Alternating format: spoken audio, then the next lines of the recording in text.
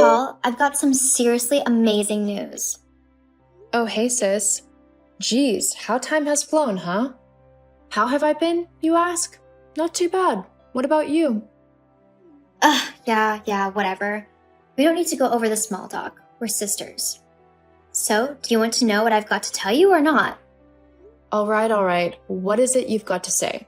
It's clearly something quite exciting considering you messaged me out of the blue, all happy-like and stuff. You won't believe what I'm about to tell you. Well, what is it? I'm going to be a journalist for a fashion magazine.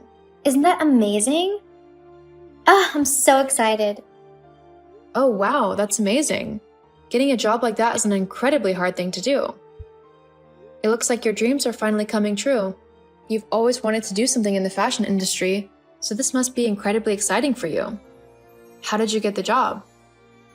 Well, actually, it's a really funny story. I saw this ad online for the job. It was on one of the fashion magazine websites, but hidden quite well so that only the true fans and people interested in the position will find it and apply for it. You know, someone like me. So I decided to apply for it. Well, that's great. You know what people say. You'll never get something if you don't go for it with everything you have. Aren't I just amazing? Although it wasn't an easy job to apply for. The application form was all complicated and incredibly wordy. And there were a bunch of words that I just didn't understand in there as well. Not to mention that they wanted a bunch of previous work and a huge portfolio and other proof of experience to make sure that whoever they hired was correct for the role. I honestly thought that my mind was going to explode with how much work I had to do to get that application in. Hang on. But you don't have any experience in writing for a fashion magazine. And you've got no previous work to use at all, let alone a portfolio. How on earth did you even apply to the job? Oh well, I have my ways. You mean you lied and cheated and stole someone else's work and passed it off as your own? You make it sound much less glamorous than when I explain what I did. In fact, you make it sound like I'm some horrible criminal. Well, if you're stealing someone else's work in order to try and get a job, then yeah, you're not the nicest person around. What's the big deal? The work passed the check. Shouldn't they just be happy that a high-end fashion magazine liked their work enough to pass it on to the in-person interview stage? It's really a compliment, if anything. They should be grateful that I even bothered to use their work in the first place. Otherwise, they wouldn't have been noticed at all. But it's not your work. Don't you feel bad about stealing someone else's hard work? Why should I? If they weren't smart enough to use it themselves, then I think it should be fair game. How are you planning on doing the job, though?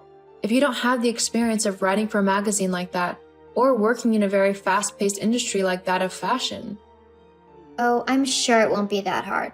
I mean, it's just writing my opinion about some clothes. It's really not rocket science. You sound like you don't really care about the job at all with the way you're talking.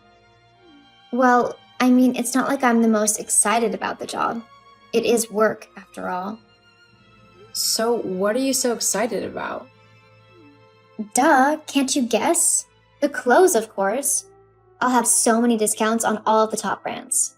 Everyone will be jealous of me because I'll look like $1 million. Oh, okay then. I don't think you're fully understanding the kind of clothes I'll be able to buy. Louis Vuitton, Dior, Gucci. It'll all be available to me. No, yeah, that's great.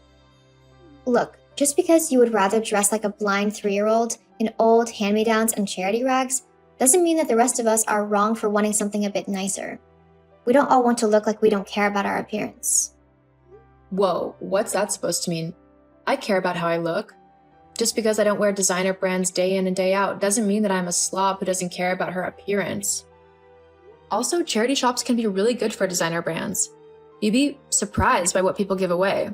Old Gucci styles and things like that. They might not be the latest items of clothing, but they're still the same brand, and sometimes the older styles look better than the new ones. They're a bit more classy and have a better fit to them. Yeah, and Grandma's top is the new couture item of the year. LOL. Face it, you're just not fashion forward.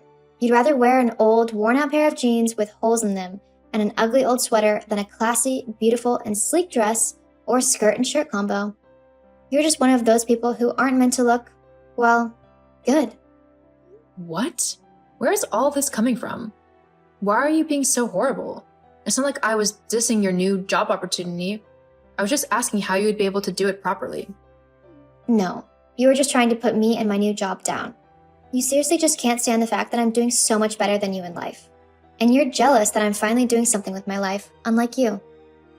What's that supposed to mean? What do you think? All you do all day is laze around mom and dad's house, using up their electricity, eating their food, and using their water. I mean, seriously, when are you going to stop being such a worthless, unemployed loser and actually get a job? I'm not a loser. I've actually been working really hard on something that I think will lead to even better opportunities for me. Oh yeah? Your little story project? It's a total waste of time. Everyone knows it. You just sit in your room all day, probably sleeping or playing games, and claiming that you're writing and working on a book or something stupid like that. Even if you manage to finish it, no one will want to read it. I bet it's incredibly boring. And you're trying to do this all because what? You feel bad for getting fired? Get over it already. It's about time that you start getting back out into the world and looking for a proper job, not scribbling in some stupid notebook all day. It's not helping anyone and you're not getting money from it. So just quit already and go work in the grocery shop or something. You need to start earning money if you're going to be any use to anyone. I mean, it's really sad that you're wasting your time on something that will never work out for you, unlike me in my new job. Which you haven't even got yet. You've only got through to the in-person interview. It's not set in stone that you'll be hired or anything like that. Well, at least I'm doing new things and enjoying my life. So it's not my fault that you're jealous that I'm finally moving up in the world whilst you're stuck doing absolutely nothing with your life. Uh-huh. You finished with your lecture yet? I've had to listen to this every day for the past however many months. It's getting kind of old. Hey, I'm just being honest. If you don't like the truth, then maybe you should do something to change it. Whatever. Well, I'm just trying to help. Soon enough, mom and dad are going to get sick and tired of you hanging around, and they're going to kick you out of the house. I'm only trying to make sure that you're ready for that when it happens. After all, no one wants to live with a useless, unemployed loser. And has mom told you that she feels like this? Or dad? Well, mom's definitely hinted at it. I wouldn't be surprised if she just came straight out and said it soon and told you to get out of the house. Uh-huh, sure. How about you just worry about how you're going to fake your way through your interview and stop sprouting lies trying to scare me? Don't say I didn't warn you. Hey, Mom. Polly, is everything okay? You don't usually text me like this. Well, not really. Are you planning on kicking me out of the house? Oh, you heard about that? Did Sasha tell you? What? It's true? Well, come on, darling. You're 24. It's about time that you move out and get your own place to live.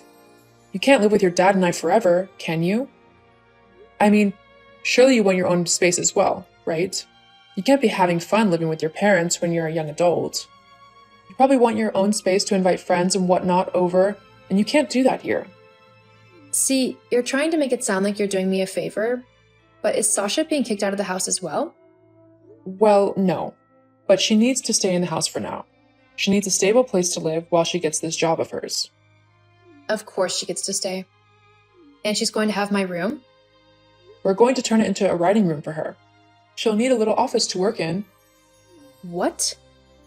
You're seriously kicking me out just so you can make my room into an office for Sasha? Do you not see how wrong that is? I mean, I get that she's your favorite, but that's just ridiculous. I have nowhere to go. I'm sure you'll figure something out. You're a smart girl, after all. But I do think it best if you leave by the end of the month. What? But that's so soon. The sooner the better. It'll give you more confidence. Plus, if Sasha gets this job, she'll need an office to work from straight away. So it needs to be set up and ready for her. But Mom... Now, no moping. I'll help you look for a new place later. I've got to go and meet your sister for now and discuss this fashion job of hers. Talk to you later. So, Mom told me that she spoke to you earlier? About the whole moving out thing, I mean. I told you she'd want you gone soon. She only wants me gone because of you. I bet this was all your idea, wasn't it? I might have given them a push in the right direction. The right direction? They're kicking me out and I have nowhere to go. You'll figure something out. Besides, as the daughter with the brightest prospects, it's a no-brainer that Mom will want to give me as many chances as possible to make it in my chosen career. So just make sure you've moved out by this weekend, okay? I want my office ready for when I get my new job. And my interview is next week, so that doesn't leave much time for my office to get ready. Whoa, hold up a second. I don't think so. What? Well, this is my home too. You can't just kick me out. Well, Mom's already done that, so you don't really have much to say about what's happening. Look, I'm not just moving out onto the streets. I'm going to talk to Mom and sort all of this out. Fine. Don't say I didn't warn you, though. Holly, I thought we talked about all of this. You need to move out. Mom, what are you on about? Sasha told me that you're refusing to move out. We talked about this. You need to move out so that we can make your room into an office. But Mom, if you kick me out, I will literally have nowhere to go. Look, I'm sorry, but there's just nothing I can do about that. You just need to find somewhere to go. But Mom... No. That's my final answer on the matter. I don't want to talk anymore about it. Fine.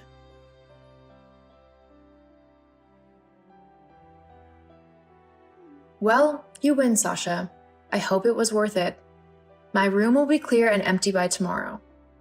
Glad you finally learned your place. Maybe this way you'll be motivated to get up off your butt and actually do some work. Actually, just to let you know, all this time that you thought that I've been lazing around, scribbling in my notebook, I've actually created a story. I mean, a proper, full-on book. In fact, earlier today I had a meeting with some high-end executives from some pretty big publishing companies, and they're all jumping to publish my book. Some of them have even said that it might be the new Harry Potter. How amazing is that? They've said that I would get quite a large sum of money up front and then royalties when it starts selling. They say it's going to be the next big seller and will make a lot of money. What? Oh, and just a heads up, I know that you used my work for your magazine interview. I'm not stupid. It doesn't take a genius to know that I would be your best bet at getting hired. The only problem is, I've added in little nuggets into all of my work, so they'll know that you didn't write the work. Wait, what are you on about? Well, because you used to steal my homework and copy it for yourself during high school, I got into the habit of leaving notes in the paragraphs, which clearly don't belong there. They often end with me saying that I was the original writer and that the work you copied was a copy. If you've used one of my pieces, it'll definitely have my own personal watermark. Oh my god, I can't believe you've done that. But no, for sure. I won't get the job. Well, maybe you should have actually tried using some of your own work instead of stealing mine. It's too late for you now, but it's a good lesson to learn for the future. Seriously, Holly? You're just going to ruin my chances of getting a good job and then run away? Nuh-uh. You owe me some of that money from your book. It's the least I deserve after you've messed up my only chance of getting into fashion. I haven't messed anything up. You're the one who stole work that didn't belong to you. What were you going to do when it came to writing the actual articles? Get someone else to do it for you? There's no way that would have worked. I'd have figured something out. I could have faked it until I got the hang of things. No, I really don't think you could have. Ugh, just because you've written a book doesn't make you some sort of writing expert. I could have done that just as easily. If so, then why don't you try writing yourself a book? See how easy it is. Anyway, now that I've actually got quite a bit of money, I can finally buy myself a new place to live. I won't have to put up with you or Mom's favoritism ever again. Well, at least let me move in with you. LOL, no way. You can stay at Mom's house. Besides, you finally have my bedroom. Why would you want to leave it behind so suddenly? Well, See ya.